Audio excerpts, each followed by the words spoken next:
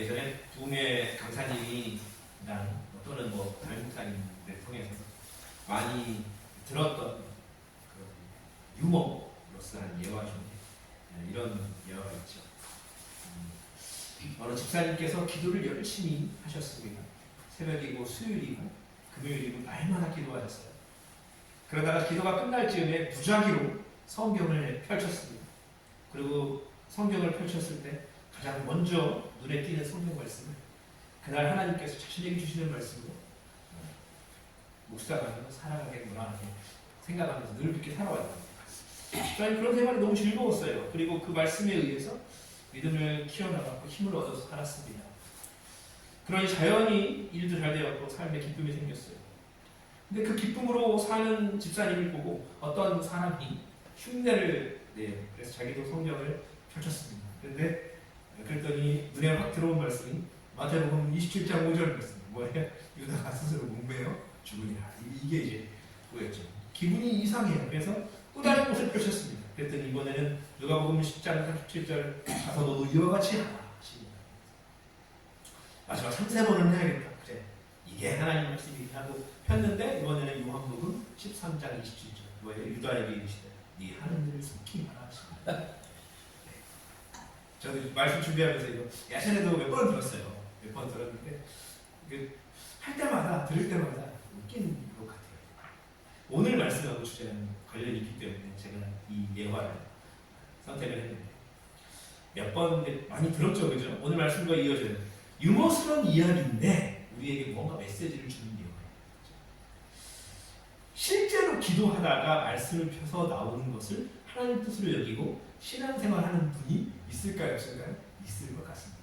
분명히 있을 것 같아요. 물론 성경에 제비뽑기라는 것이 등장합니다. 그렇죠? 지난 주일 어린이 설교가 요나 선지자 이야기였습니다. 거기서 요나가 탔던 다시스행 배가 바람과 파도에 심하게 흔들리자 결국 제비를 뽑아서 나오는 사람이 그 원인인 것으로 알고 바다에 던지기로 했었죠. 그래서 요나가 꽃배 타는 이야기를 제가 아이들에게 전한 바 있는데 하나님은 제비뽑기를 통해서도 하나님의 뜻을 알려주시기도 했습니다. 오늘 말씀의 제목이 하나님 뜻대로 산다는 것 이겁니다. 하나님 뜻대로 산다는 것. 그렇습니다. 제비뽑기든 무언가를 선택하는 것에 대한 어떤 결과도 하나님의 뜻이 그 안에 있을 수 있다고 저는 생각합니다. 성경적이기도 하니까요. 부정하지는 않는데 약간 위험한 것이 아까 이야기한 것처럼 말도 안 되는 것 같은 메시지가 담긴 구절을 보았다 했을 때 그것이 내 마음에 들면 순종하고 하나님 뜻이고 그렇지 않으면 순종하지 않는 모습이 발견될 수 있기 때문에 그래서 이렇게 막 펼쳐서 나오는 것, 순종하는 것 이런 거 하는 것은 약간 위험한 거기도 해요. 우리가 때때로 신앙적인 오류를 범하면서 살아가죠. 그것이 바로 이것입니다. 하나님의 뜻을 분명히 구하는데 그 뜻이 나의 뜻에 맞아야 하나님 뜻이 되는 경우입니다. 그리스도인으로 살아갈 때 우리 고민도 이와 관계가 있죠. 내가 지금 선택하는 이 길이 과연 하나님의 뜻일까? 굉장히 궁금하죠. 그렇죠? 하나님께서 음성으로 시원스럽게 그 길이다, 그것이다 이렇게 알려주면 얼마나 좋을까요? 근데 그렇지 않죠. 답답하죠. 심지어 매일 기도하는 삶에도 그런 고민들이 많습니다. 저도 그런 고민이 있습니다. 하나님 뜻대로 산다는 것은 무엇일까? 이 질문은 성도인 저와 여러분에게 예수 그리스도를 구주로 믿는가? 이것만큼 버금가기 중요한 이야기예요. 하나님 뜻대로 산다는 것이 무엇인가? 이 말씀을 통해서 하나님 뜻대로 사는 삶이 무엇인지 엿보며 은혜와 도전이 되기를 소원합니다. 자, 그렇다면 과연 하나님 뜻대로 사는 삶이란 무엇입니까? 결국 우리는 말씀을 통해서 그것을 엿볼 수밖에 없어요. 하나님 뜻대로 사는 삶이란 무엇인가? 오늘 본문에 등장한 야곱을 통해 알 수 있습니다. 야곱은 믿음의 조상입니다. 믿음의 조상 중 한 사람이에요. 애굽의 왕 바로가 그 야곱에게 묻습니다. 네 나이가 얼마냐? 그 물음에 9절과 같이 야곱이 답을 하죠. 9절 말씀 다시 한번 읽을까요? 시작. 야곱이 바로에게 아뢰되 내 나그네의 세월이 130년이다. 내 나이가 얼마 못 됐니? 우리 조상이 나그네 길에 연주에 미치지 못하나 험악한 세월을 보내었나이다 하고 믿음의 조상 야곱의 인생 소견이 자기의 인생길이 어떨까고 바로에게 말하고 있어요. 나그네 길이 같다. 뭐 거기까지 괜찮습니다. 근데 그 뒤에 험악한 세월이었다. 야, 야곱이면은 믿음의 조상 아니니까 처음부터 복된 은혜로운 길이었습니다. 이렇게 얘기할 것 같잖아요. 근데 나그네 길이로 험악한 세월이었습니다. 이게 당황스러울 수도 있지만 이 나그네 길과 험악한 세월이라는 이것이 부정적인 의미가 실상 바로왕 앞에서 말했던 야곱의 인생에 대한 이 두 가지 표현은요 결국 신앙인의 인생을 대변하고 있습니다. 하나님의 백성으로 또 그리스도인으로서 신앙생활을 하면 복받고 형통하게 될 것으로만 생각되지만 때로는 좋지 못한 일들을 많이 겪을 수도 있다라는 사실이에요. 마치 욥과 같이 남들이 보았을 때 망한 인생을 경험하기도 하고요. 그렇죠? 근데 그것이 또 신앙인의 삶이다. 분명한 것은요. 그런 인생을 일지라도 하나님께서 버린 인생이 결국 아니다라는 것입니다. 근심거리가 넘치는 게 당연한 인생이라는 거예요. 우리의 인생은 한 치 앞도 내다볼 수 없습니다. 그렇죠? 그것은 믿음의 조상이라도 마찬가지였어요. 아브라함도 한 치 앞도 모르고 가나안의 곳으로 간 것이고, 그렇죠? 야곱도 마찬가지입니다. 야곱 같은 경우는 태어날 때부터 심상치 않은 조짐이 있었죠. 형의 발꿈치를 가지고 태어났으니까요. 그렇죠? 야곱이 차자였지만 장자의 복을 누릴 것이 암시되는 말씀이죠. 그 외에도 파축으로 형의 장자권을 사게 된 이야기라든지 이삭을 속여서 장자의 축복을 받게 된 이야기에서도 우리가 딱 봤을 때는 야곱의 인생 하나님께서 저렇게 이끌어 가시는구나, 복받은 인생이구나 생각됩니다. 그런데 야곱의 고백을 보면 그에 말하는 것이 믿음의 조상 같지 않은 답변 같아요. 그렇죠? 더군다나 그 상대가 누구니? 바로 이방 민족인 바로. 거기다가 야곱이 받은 질문이 간단합니다. 뭐였습니까? 이 나이가 얼마냐 이거. 그 우리한테 묻습니다. 몇 살입니까? 그거는 몇 살입니다. 130세입니다. 이렇게 야곱이 대답만 하면 되는 거예요. 그런데 갑자기 인생을 돌아보고 있어요. 뒤에 뭐라고요? 130세인데 제가 나그네 길이 살았고요. 험악한 세월을 살았습니다. 어찌 보면 필요 없는 말 같은 말도 덧붙인다는 거예요. 하나님의 백성으로 복받은 인생을 이야기할 것 같은데 참으로 안타까운 마음이 들 정도의 그런 모습이 봤습니다. 물론 야곱의 현재 상황이 그때의 당시의 상황이 기근으로 머물던 땅에서 메말라서 살지 못하는 지경에 이르렀던 때잖아요. 그렇죠? 급기야는 애굽의 피신에서 얻어먹고 살아야 될 처지의 삶입니다. 그러니 하나님께 복받은 인생입니다라고 이웃의 왕 앞에서 논하기가 쉽지는 않았을 것이다. 상황적으로 그런 생각이 들어요. 그런데 그런 것을 어느 정도 감안하더라도 야곱의 대답이 굉장히 신앙적이지 않게 느껴집니다. 그러면 믿음의 조상 야곱의 이 대답이 우리에게 어떤 의미를 주는 것일까요? 다시 한번 강조하지만 그 야곱의 인생이 바로 저와 여러분 그리스도인의 인생이라는 것을 보여줍니다. 또한 우리에게 위로가 되는 거예요. 우리가 인생 살면서 그런 생각하지 않습니까? 내가 하나님 뜻대로 살지 않아서 못 살아. 하나님 뜻대로 살지 않아서 내가 쇠약해졌는다. 내가 하나님 뜻대로 살지 않아서 시험에 떨어졌구나. 근데 그렇게 생각하면 된다, 안 된다? 안 된다. 물론 그런 경우도 있겠죠. 하나님께서 징벌적으로 하나님의 방법대로 하나님 뜻대로 하지 않았을 때는 그럴 수도 있겠지만 여러분 열심히 신앙생활하는 분들에게도 어려움들이 엄청 많았습니다. 진짜 험악한 생활을 살아가시는구나라고 생각되는 분들 많습니다. 근데 그런 경우라도 낙담하지 말아라. 하시는 거예요. 우리에게 교훈 주시는 거예요. 비록 야곱과 그 민족이 머물던 땅이 기근 때문에 살지 못하는 곳이 되었고 유리하게 되었고 나그네 길이 되었다 해도 우리의 시선은 어디에 가 있어야 되냐면 야곱의 그때의 인생이 아니라 요셉을 통해 예비하신 하나님의 그 뜻에 주목해야 된다. 야곱의 그 유리한 모습, 나그네 인생, 기근, 믿음의 조상의 삶이 왜 그러냐 이게 아니라 하나님이 왜 그리고 옮겨 오셨느냐를 말합니다. 이것이 하나님의 뜻이 담겨 있었다라는 거죠. 야곱은 어려워졌지만 요셉을 일으키셔서 하나님은 결국 야곱의 인생을 기근 속에서 구하셨음을 기억하시길 바랍니다. 할렐루야.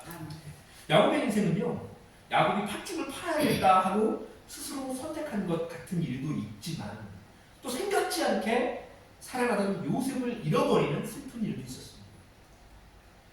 그때 요셉 잃어버렸을 때는 야곱이 무슨 일을 할 수 있었습니까? 아무것도 할 수 없었어요. 그냥 얘기 듣고 야곱이 죽었구나, 아니 요셉이 죽었구나 하고 슬퍼하는 것밖에 없었습니다. 우리 인생도 마찬가지거든요. 우리가 스스로 선택하는 문제 앞에서 우리는 하나님의 뜻을 구합니다. 또한 우리에게는 스스로 선택할 수 없는데 아무 손 쓸 수도 없는 일이 일어나기도 하기 때문에 우리는 그런 인생을 살면서 때로는 웃기도 하고 울기도 하는 거예요. 그럼 하나님의 뜻은 어디에 있습니까? 무책임한 말씀 같지만은 우리는 그 뜻을 우리의 전 인생 가운데 찾아야 하는 게 그 하나님의 뜻 찾다가 하나님 부르십니다. 무책임한 말 같지만 그게 어디 있습니까? 하나님 뜻이 로또 번호 나오듯이 나오는 게 아니잖아요. 우리는 매 순간순간 하나님의 뜻이 무엇입니까? 알게 하옵소서. 어릴 때부터 노년에 돌아가시기 전까지도 그거 기도하다가 가야 된다는 거예요. 야곱이 몇 년간 살았다고 했습니까? 야곱은 147세 살았습니다. 147세. 근데 이때 바로 만났을 때 나이가 몇 살입니까? 130세. 이미 나이 많은 할아버지의 인생을 살고 있는 거였어요. 근데 야곱이 130세 돼서야 하나님의 뜻을 비로소 한 가지 알게 되었음을 봅니다. 그게 뭐예요? 요셉이 살아있다. 이 사실. 요셉이 살아있었다. 자기가 그토록 다른 아들들에 비해서 편애하며 애지중지 키웠던 요셉. 그 아들을 형들이 시기해서 이스마엘 상인들에게 팔아먹었잖아요. 형들은 요셉이 짐승에게 찢겨 죽임당하였다고 피 묻은 요셉의 옷을 가져갔고 야곱은 요셉이 죽은 줄만 알고 남은 인생을 살았습니다. 아들들이 다 클 때까지도 또 그 아들의 아들을 낳을 때까지도 그렇게 살았다는 거예요. 모르고. 그 안에 무슨 일들이 또 있었을까요? 라헬이 베냐민을 낳다 죽습니다. 사랑하는 아내 아닙니까? 야곱이 그렇게 레아보다도 더 사랑했던, 가장 사랑했던 아내인데 막내를 낳다가 죽어요. 야, 얼마나 힘들었던 삶입니까? 진짜 그 삶을 살고 나서 바로 앞에 섰을 때 험악한 세월이 맞구나 이런 생각이 우리가 들잖아요. 오히려 그게 부족했을 것 같아요.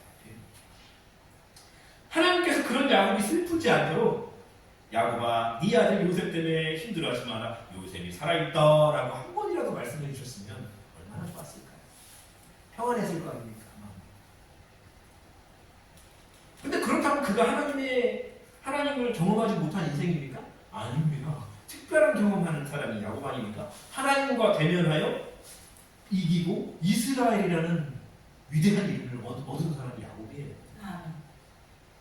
근데 그런 야곱에게도 요셉에 대한 힌트 털끝 하나라도 하나님이 그 오랜 인생 가운데 알려주시지 않았다는 거예요. 근데 이제 하나님께서 요셉을 이렇게 하신 이유를 그런 인생 중에 깨닫게 되는 것입니다. 130세. 참 긴 시간이 걸렸죠. 그 뜻을 깨닫는데 긴 시간이 걸렸습니다. 그는 믿음의 사람이었습니다. 그렇지만 애굽으로 이주하는데 그에게 당연한 일은 아니었습니다. 그가 애굽으로 가게 된 이유는요, 야곱이 애굽을 하나님께 허락하신 땅이었음을 미리 알았기 때문이 아니었습니다. 그러니까 드디어 요셉이 살았다고 하나님이 지난번 말씀하셨어. 이제 가는구나 하는 게 아니에요. 요셉이 살아있어서 가게 된 거예요. 결국은 야곱이 알고 간 게 아니라 요셉이 살아있었기 때문에 비로소 야곱을 그 기근 가운데 구원하신 거예요. 야곱은 애굽으로 그 자식들을 보낼 때 어떻게 했습니까? 역정을 했잖아요. 미리 보낼 때 양식이 없어서 그랬는데 야곱이 창세기 42장에 또 이르되 내가 들은즉 저 애굽에 곡식이 있다 하니 너희는 그리로 가서 거기서 우리를 위하여 사오라. 그러면 우리가 살고 죽지 아니하리라 하네. 요셉의 형 10사람이 애굽에 곡식을 사려고 내려갔으나 야곱이 요셉의 아우 베냐민은 그의 형들과 함께 보내지 아니하였으니 이는 그의 생각에 재난이 그에게 미칠까 두려움이었습니다. 야곱은 애굽으로 가는 것이 축복의 길이라는 것을 알지 못했어요. 두려웠습니다. 모르니까 두려웠어요. 근데 결국 그게 하나님 뜻이었단 말이죠. 야곱은 몰랐어요. 여러분 혹시 어떤 근심거리 때문에 두려운 일이 있으십니까? 하나님의 뜻이 무엇인지 궁금하시죠? 걱정되시죠? 에이, 신앙에는 걱정하면 안 돼. 너무죠. 당연한 것입니다. 걱정하는 거예요. 근데 두려워하거나 근심하지 마십시오. 하나님께서 하나님 뜻대로 일하실 것을 믿고 나가시길 바랍니다. 아멘. 야곱의 인생도 걱정 많고 두렵고 슬프고 답답한 인생이었습니다. 그의 인생은 나그네 인생, 험악한 인생이었어요. 그럼에도 그는 하나님께서 인정하시는 믿음의 조상이었어요. 아멘. 왜냐하면요, 하나님께서 복되게 하시는 분이라는 것을 야곱이 믿었기 때문에 그의 신앙만은 확고했다는 것입니다. 야곱이 바로와 만나서 그의 인생이 험악했음을 이야기하면서 마치 믿음이 없는 말을 하고 그냥 나온 것 같지요.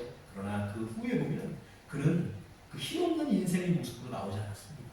10절 말씀 함께 읽겠습니다. 10절 시작. 야곱이 바로에게 축복하고 그 앞에서 나오니라. 야곱이 감히 강대국 애굽의 왕 바로에게 축복했다고 기록합니다. 여러분, 그것은 하나님의 백성으로 복을 빌어준 거예요. 하나님께서 야곱 자기의 인생뿐 아니라 큰 왕, 비록 이웃 나라의 왕이지만 그 왕 바로의 인생 또한 하나님께 달려있음을 바로 앞에서 선포하는 것이 분이십니다. 바로는요, 어떻게 했습니까? 감히 나를 위해 기도하느냐? 나는 너의 기도 없이도 살 수 있다? 이렇게 하지 않았습니다. 어떻게 했어요? 그 기도를 그대로 받습니다. 왜냐하면 이미 그때의 당시에 바로는 요셉을 통해서 하나님을 경험했기 때문에. 바로의 고백이 있잖아요. 42장 38, 39절. 바로가 그의 신하들에게 이르되 이와 같이 하나님의 영에 감동된 사람을 우리가 어찌 찾을 수 있으리요 하고 요셉에게 이르되 하나님이 이 모든 것을 네게 보이셨으니 너와 같이 명철하고 지혜 자가 없도다. 이 일을 겪고 난 바로이니까 그 바로가 보기에 야곱은 그냥 핏이 놓은 이방이 아닌 거예요. 요셉의 아버지? 믿음의 조상이요? 당연히 그 요셉의 아버지에게 축복을 아마 받기를 원하지 않았을까 싶어요. 야곱은 그분은 어떻게 이렇게 이웃나라의 왕 강대국의 바로왕 앞에서도 당당한 믿음의 행동을 보일 수 있었을까요? 그것은 야곱이 가진 확고한 신앙 때문입니다. 일찍이 하나님의 사자와 하나님과 씨름할 때 당신이 나를 축복하지 않으면 난 당신을 보낼 수 없습니다 하고서 헌도뼈가 부러지면서까지도 놓지 않았던 그 믿음과 열정을 가진 야곱이었기 때문이에요. 하나님은 그것을 보신 거예요. 하나님을 인정하고 그분의 손에 인생을 맡기면 그 어떤 이 앞에서도 당당한 인생이 될 수 있습니다. 우리를 결코 부끄럽게 하지 않으실 거예요. 할렐루야. 아멘. 우리가 인생 내내 부르신 그날까지 하나님의 뜻대로 인생을 살아가는 방법을 하나님께 구하며 살아가야 되는데, 그렇다면 궁극적으로 하나님의 뜻을 우리가 구별할 수 있는 방법은 없을까요? 그것을 말씀 속에서 발견합니다. 고린도후서 7장 10절에 하나님의 뜻대로 하는 근심은 후회할 것이 없는 구원에 이르게 하는 회개를 이루는 것이요 세상 근심은 사망을 이루는 것이냐. 아멘. 가슴 아픈 일 속에서 그 속에서 낭만만 하고 있는 것이 아니라 나의 삶의 문제를 깨닫는 거예요. 그리고 그것을 통해서 하나님 앞으로 더 오게 만들고 가까이 오게 만들고 돌아오게 만드는 근심, 하나님의 뜻대로 하는 근심입니다. 근데 그것이 아니라 그냥 내 삶에 한탄만 가득한 근심은 결국 사망을 이루는 세상 근심이다 라고 분명히 말씀하십니다. 결국은 우리가 구별할 수 있는, 하나님의 뜻을 구별할 수 있는 기준이 여기에 있는 거예요. 내가 어려운 일이 있었는데 이 걱정 근심 거의 이 속에서 나의 미래에 좋지 않은 말로를 발견하는 것이 아니라 하나님의 뜻을 발견하는 거죠. 아멘. 내 삶의 문제는 무엇인가? 내가 하나님 앞에 가까이 하지 못한 삶을 사는 것이 아닌가? 이런 생각까지, 깨달음까지도 들게 만드는 그런 근심, 하나님 원하시는 하나님 뜻이 근심이다. 또한 우리가 행하는 행위 가운데서는 어떤 하나님의 뜻이 있을까? 로마서 8장 28절 우리가 알거니와 하나님을 사랑하는 자 곧 그의 뜻대로 부르심을 입은 자들에게는 모든 것이 합력하여 선을 이룹니다. 아멘. 합력하여 선을 이루어 간다. 그럼 그 길은 하나님의 길. 아멘. 그 삶이 하나님의 뜻에 맞는 삶이에요. 아멘. 우리가 삶에서 분별하면서 살아가는 기준을 분명히 이 말씀이 제시하고 있습니다. 아멘. 내가 동호해서 가고 있는데 합력하여 선을 이루지가 않아. 뭔가 본이 되지 않아. 그러니 그것은 하나님의 뜻이 아닌 거예요. 아멘. 그렇게 생각합니다. 제가 전에 설교하면서 말씀드렸죠. 주일날 계속 빠질 수밖에 없는 일이 나에게 주어졌어요. 엄청나게 돈 많이 주는데요. 근데 이게 하나님의 뜻인지 아닌지 구하는 거. 제가 뭐라고 했습니까? 그걸 왜 하나님의 뜻을 묻느냐고 하지 않았습니까? 하나님의 뜻이 아니죠. 왜요? 합력하여 선을 이루지 않습니다. 그렇죠? 그렇기 때문에 우리가 근심 속에서도 하나님의 뜻을 발견합니다. 우리가 하는 인생의 선택과 회개들 속에서도 하나님의 뜻을 발견하기 위해 늘 기도와 말씀으로 선은 저와 여러분이 되어야 됩니다. 말씀을 정리합니다. 하나님 뜻대로 사는 삶도 야곱의 삶과 같이 악은의 길, 험악한 세월이라 고백할 만큼 어려울 수 있습니다. 그러나 우리가 삶의 자리에서 하나님의 뜻을 기도로 구하고 말씀 속에서 발견해가는 것으로 그 뜻을 따르는 삶을 살아가면 하나님께서 근심 속에서도 우리에게 평안을 주시고 우리의 삶에 해나가는 일들 통해서도 합력하여 선을 이루시는 모습을 보게 하실 줄 믿습니다. 하나님의 뜻대로 살기를 힘씁니다. 저의 신앙의 여정들이 간절히 소망합니다. 기도하겠습니다.